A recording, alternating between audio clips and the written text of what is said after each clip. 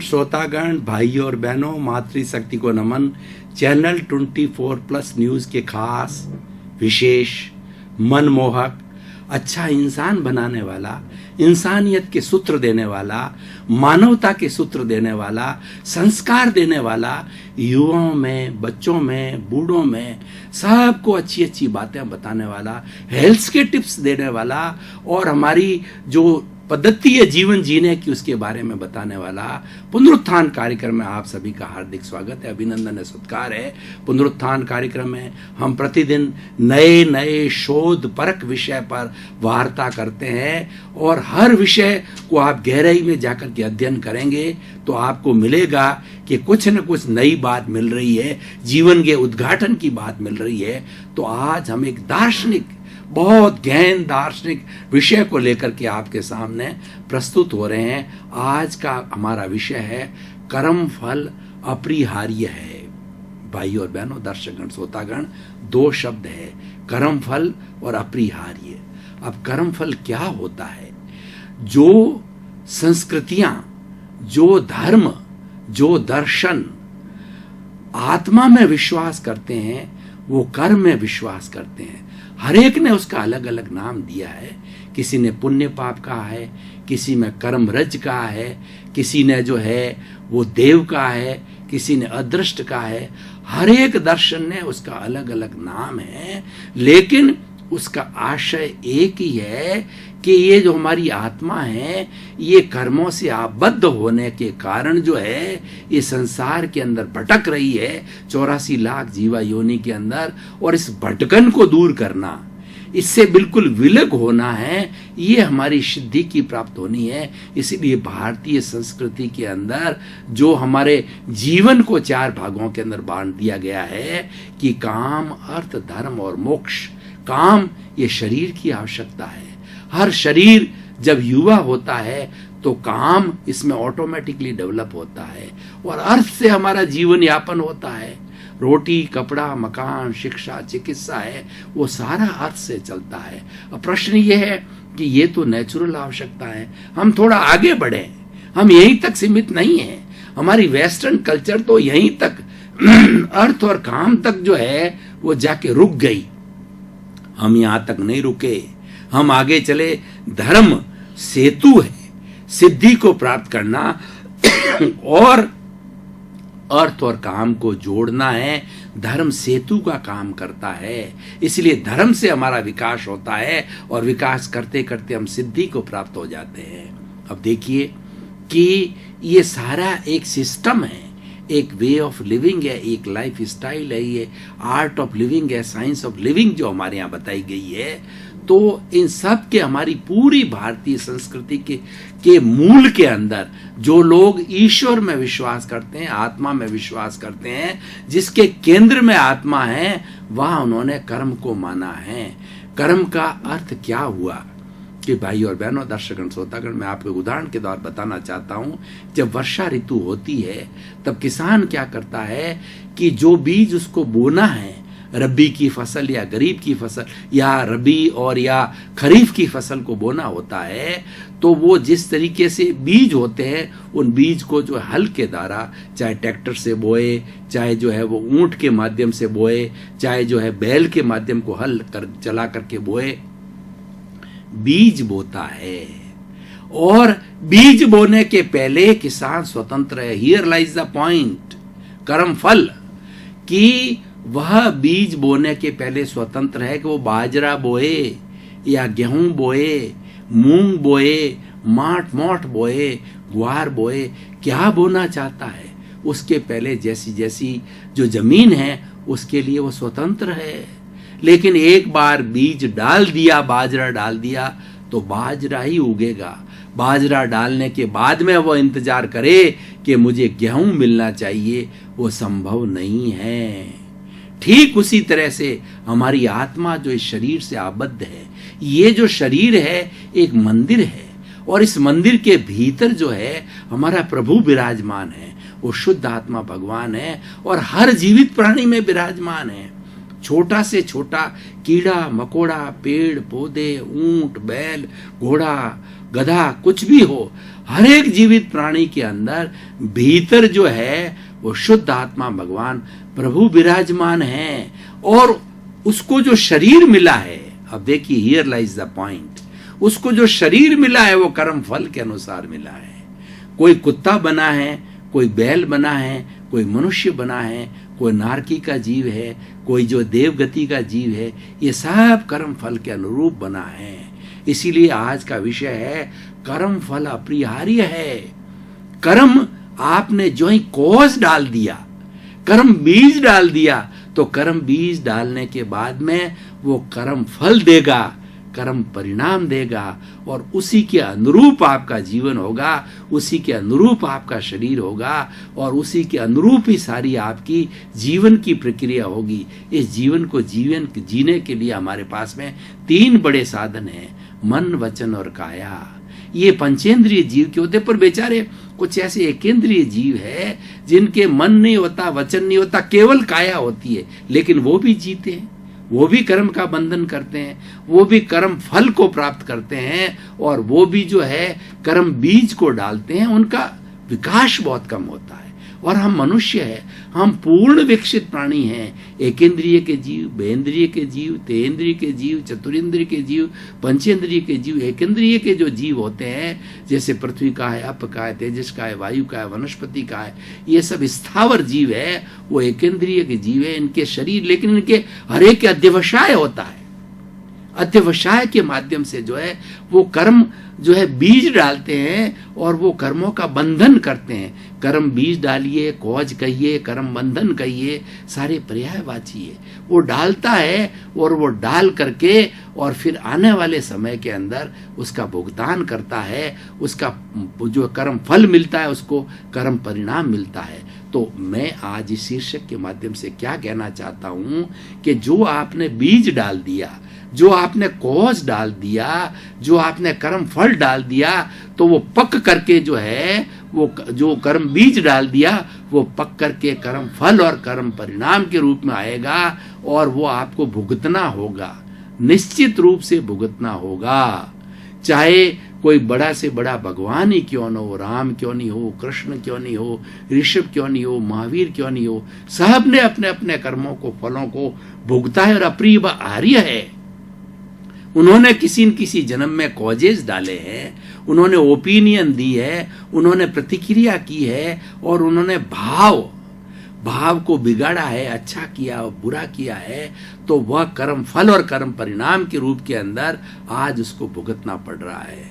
हम कई बार सोचते हैं, देखते हैं कि वह तो बहुत आनंद कर रहा है, वह तो कई अनैतिकता के कार्य कर रहा है, लेकिन खूब ऐश आराम कर रहा है, उसके बंगले हैं, उसके गाड़ियां हैं, ऐश है। तो भैया, उस व्यक्ति ने जो है पूर्व जन्म के अंदर कोई अच्छे कर्म बीज डाले हैं, अच्छे कॉजेज डाले हैं, तो आज अच्छे कर्म फल रूप में, जिसको कि हम पुण्य कहते हैं, और आज जो कोई कष्ट भोग रहा है, जिसको पाप कहा जाता है, लेकिन ये फल हमको हमारे जो पूर्व जन्म है उसके अंदर डाले हुए कॉजेज का प्रतिफल है, उसकी प्रतिध्वनि है, और वो अपरिहार्य है, वो हमें भुगतना पड़ेगा, उसके अलावा कोई इलाज नहीं है। इसीलिए नए जो आप कर्म बीज डालो, उसके लिए अवेयर रहो, उसके लिए इस पाठ को पढ़ लो कि हमने किसी के प्रति भाव नहीं बिगाड़ना है। क्योंकि ये जो भाव बिगड़ता है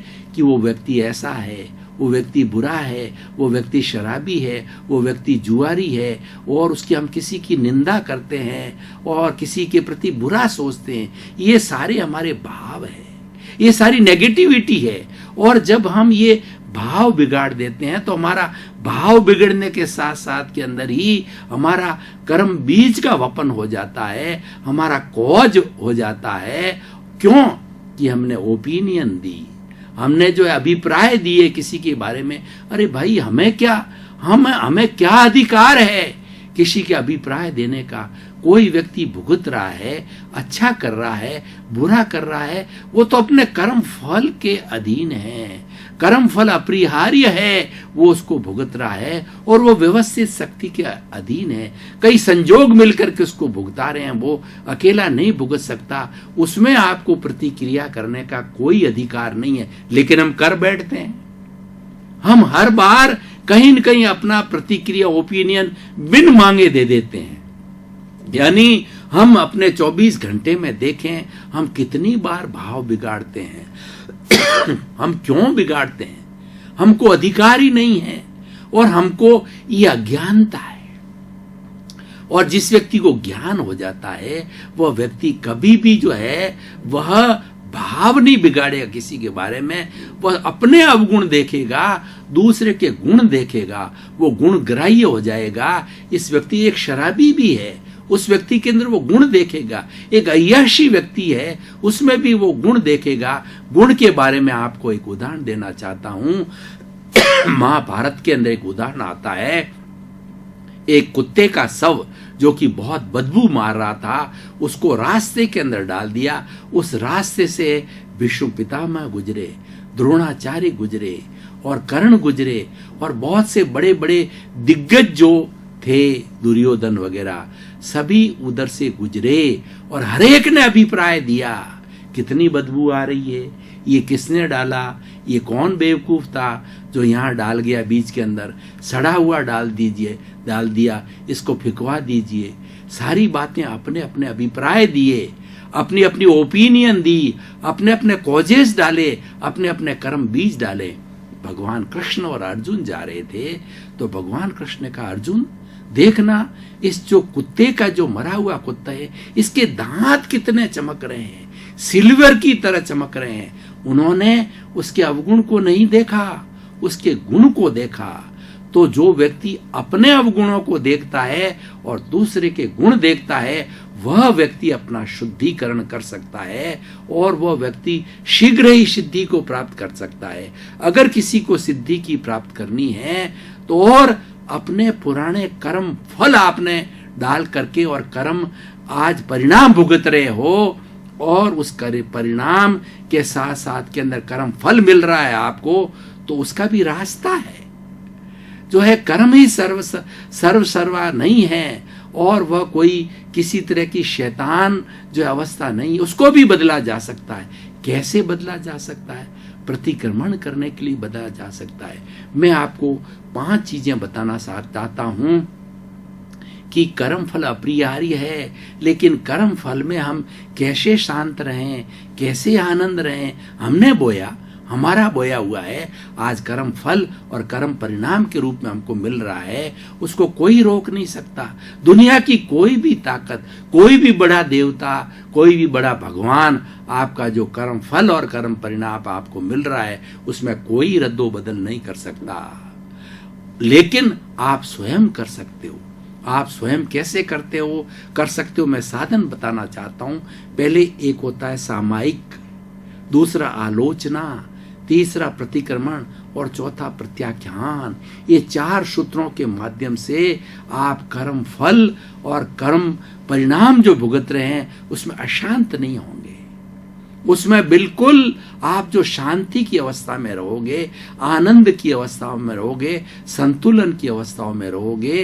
क्यों कि आपका चिंतन चालू हो जाएगा कि ये किया हुआ मेरा ही है, ये दूसरे का नहीं है और सामने वाला मुझे कोई कष्ट दे रहा है। देखिए, कर्म फल भुगतने के लिए कोई न कोई निमित्त चाहिए।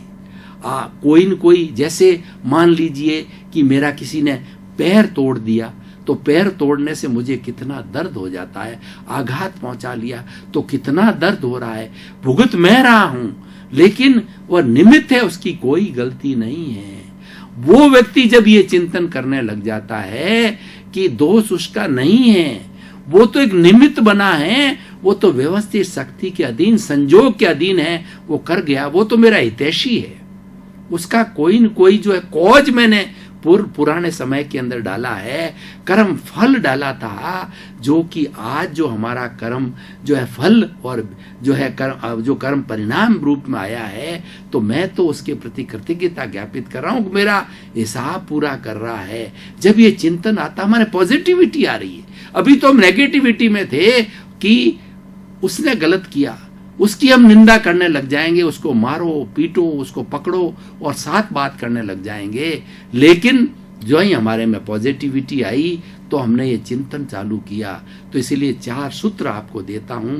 इतने सुंदर सूत्र है कि व्यक्ति कठिन से कठिन परिस्थिति के अंदर बुरा से बुरा कर्म फल भोग रहा है, चाहे वो कैंसर भोग रहा है, चाहे वो बड़ी से बड़ी बीमारी को भोग रहा है, चाहे बड़ी से बड़ी यातना को भोग रहा है, गरीबी को भोग रहा है, तो उसमें भी वो उसको सांत्वना देगा, उसको सुकून देगा, उसको आनंद देगा, उसको प्रसन्नता देगा।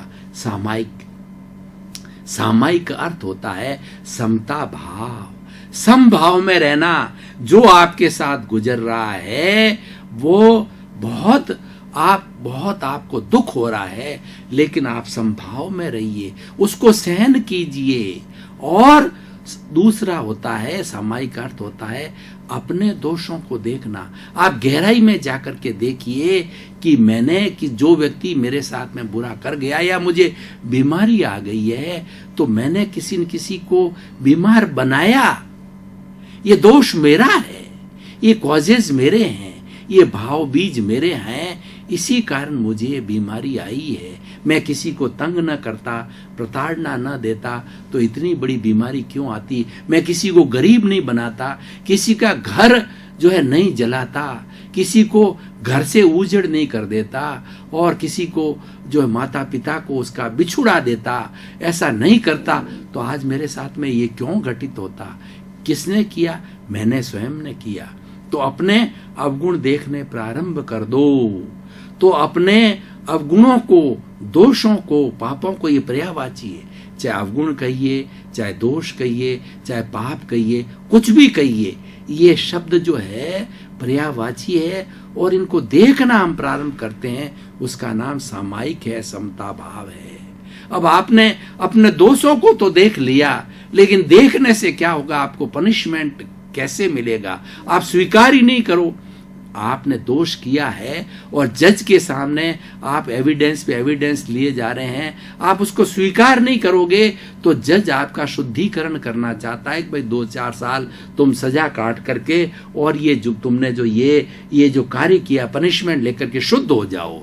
लेकिन आप स्वीकार नहीं करते हो। तो ईश्वर के घर का पनिशमेंट है, शुद्धिकरण है, जो आप भुगत रहे हो, जिसमें शांति प्राप्त करनी, वो शुद्धिकरण है। और इससे हट जाओ, फिर वो आपके सुख की प्राप्ति हो जाएगी। तो वो उसके लिए आलोचना। स्वीकार करो कि ये जो दोष किए हुए हैं, ये पाप किए हुए हैं, ये अवगुण किए हुए हैं, ये सब मेरे ही द्वारा किए गए हैं। और तीसरा होता प्रतिक्रमण।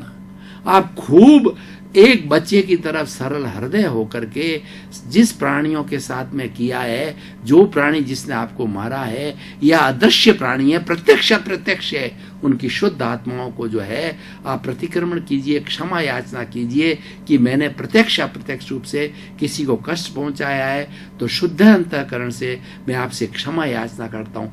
बार बार सरल हृदय से क्षमा याचना कीजिए, उसको प्रतिक्रमण कहा जाता है। क्षमा याचना करने में बहुत बड़ा लाभ है, बहुत बड़ी शुद्धि होती है। बड़े से बड़े जो कर्म फल हम भुगत रहे हैं, कर्म परिणाम भुगत रहे हैं, वो तुरंत शुद्ध होने लग जाते हैं।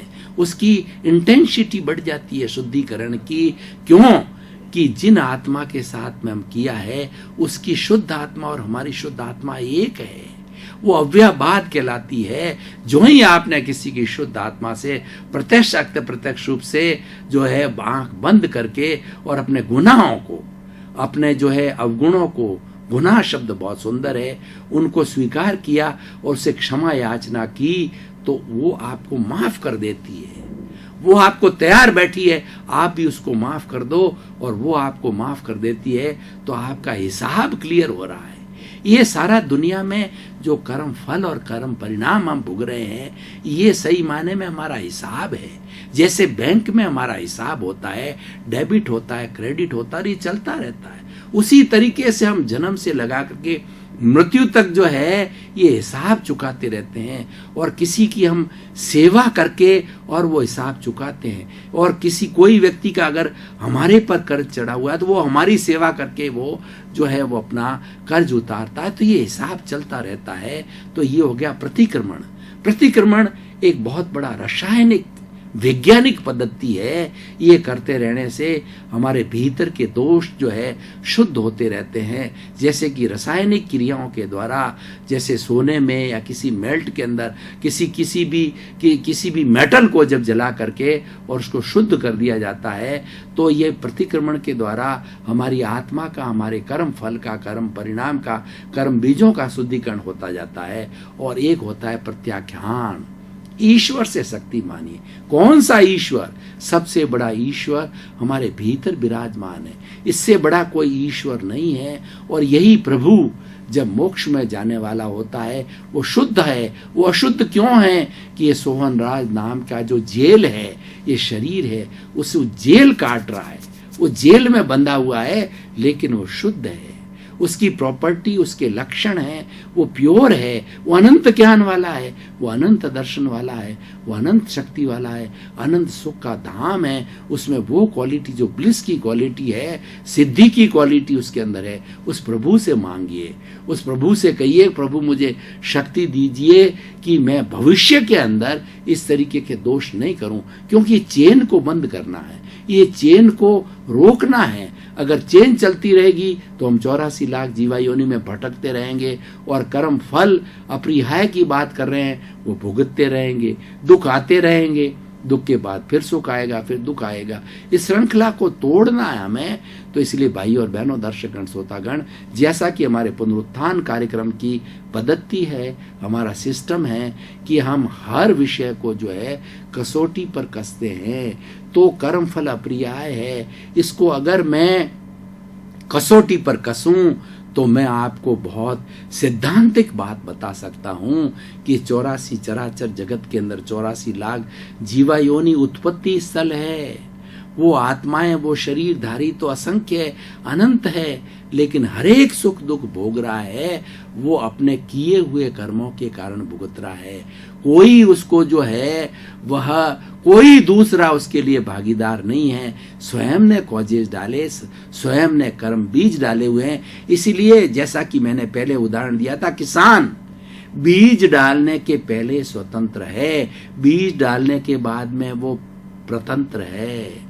क्योंकि उसको जैसा बीज डाला गया है वैसा ही पौधा और वैसे ही बीज, वैसे ही फसल मिलेगी। तो इसीलिए आप बीज डालने के पहले जो है वो सोचिए। उसके सोचने के लिए कि आप भाव मत बिगाड़िए, आप किसी के प्रति फालतू की प्रतिक्रिया मत कीजिए, ओपिनियन मत दीजिए, अभिप्राय मत दीजिए, कॉजेस मत डालिए। ये सबसे बड़ा गुण अगर अपना देते हैं, नियम अपना लेते हैं, तो हमें ये तकलीफ नहीं आएगी। तो भाई और बहनों, दर्शकगण, श्रोतागण, कितना सुंदर विषय है। इस सुंदर विषय के ऊपर हम बड़ा बड़ा गहन अध्ययन कर सकते हैं। और जीवन की हमारी सभी तरह की समस्याएं, चाहे आर्थिक हो, सामाजिक हो, पारिवारिक हो, शारीरिक हो, घरेलू हो, बाहर की हो, राजनीतिक हो, धार्मिक हो, वैश्विक हो, और कोई भी समस्या हो, उसका समाधान हम इस कर्म फल के परिणाम से प्राप्त कर सकते हैं। क्योंकि कर्म फल डालने के बाद में व्यक्ति स्वतंत्र हो जाता है। ये सृष्टि का नियम है, ये सार्वभौम सत्य है, ये यूनिवर्सल ट्रुथ है। इस यूनिवर्सल ट्रुथ को हमें हरेक को समझाना है। उससे होगा क्या?